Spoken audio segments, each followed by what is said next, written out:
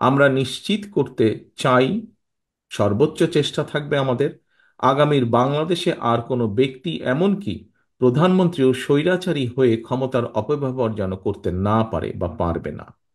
রাষ্ট্রের সর্বোচ্চ পর্যায় থেকে শুরু করে সরকারের প্রতিটি লেভেলে চেষ্টা করা হবে নিশ্চিত করতে কেউ জবাবদিহিতার ঊর্ধ্বে নয়, কেউ আইনের ঊর্ধ্বে নয়। বিএনপি রাষ্ট্র পরিচালনার দায়িত্ব পেলে আমরা দলমত নির্বিশেষে প্রতিটি নাগরিকের মত প্রকাশের স্বাধীনতা নিশ্চিত করতে চাই। ঠিক যেভাবে আজ থেকে 2 দশক আগে বিএনপি সরকারের সময় বাংলাদেশে মিডিয়া নির্ভয়ে সরকারের সমালোচনা করতে পারত, কার্টুন আঁকতে পারত। আপনাদের অনেকেরই নিশ্চয়ই মনে আছে, তৎকালীন প্রধানমন্ত্রী বেগম খালেদা জিয়া এবং আমাকে নিয়ে মিডিয়ার একাংশ ভিত্তিহীন সংবাদ পরিবেশন করেছিল, media trial and propaganda campaign করেছিল। কিন্তু আমরা তার প্রতিদানে কোনো মিডিয়ার কণ্ঠরোধ করিনি, কিংবা কাউকে হেনস্থা করার চেষ্টাও করিনি। আমরা চেষ্টা করিনি কোনো সম্পাদককে জেলে পাঠানোর।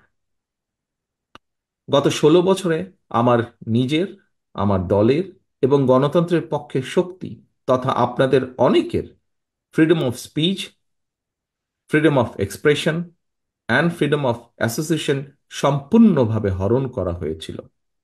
সে উপলব্ধিকে ধারণ করে আমরা all citizens including human rights activist, social influencers and জার্নালিস্টদের মতামত প্রকাশের স্বাধীনতা নিশ্চিত করার সর্বোচ্চ চেষ্টা করব ইনশাআল্লাহ।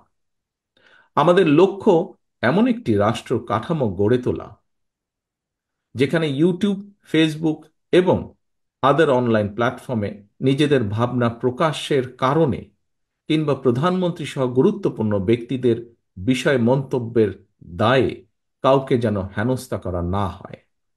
সত্য গোপন করতে main stream and social media যেন বাধ্য না থাকে, তেমনি মিথ্যা তথ্য দিয়ে সেটি প্রচারেও সরকার কাউকে চাপ দেবে না। তবে প্রিয় উপস্থিতবৃন্দ, দেশ গঠনের দায়িত্ব সবার এবং আমরা মিডিয়ার নিউট্রাল এবং অবজেক্টিভ রোল প্রত্যাশা করি।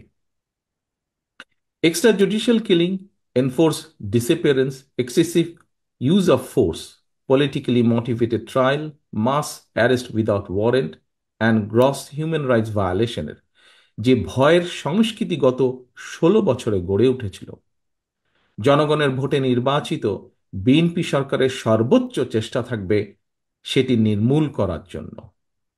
ইউনিভার্সাল ডিক্লারেশন অফ হিউম্যান রাইটসের অনুসারে আমরা নিশ্চিত করার চেষ্টা করব প্রতিটি নাগরিকের মানবিক ও মৌলিক স্বাধীনতা।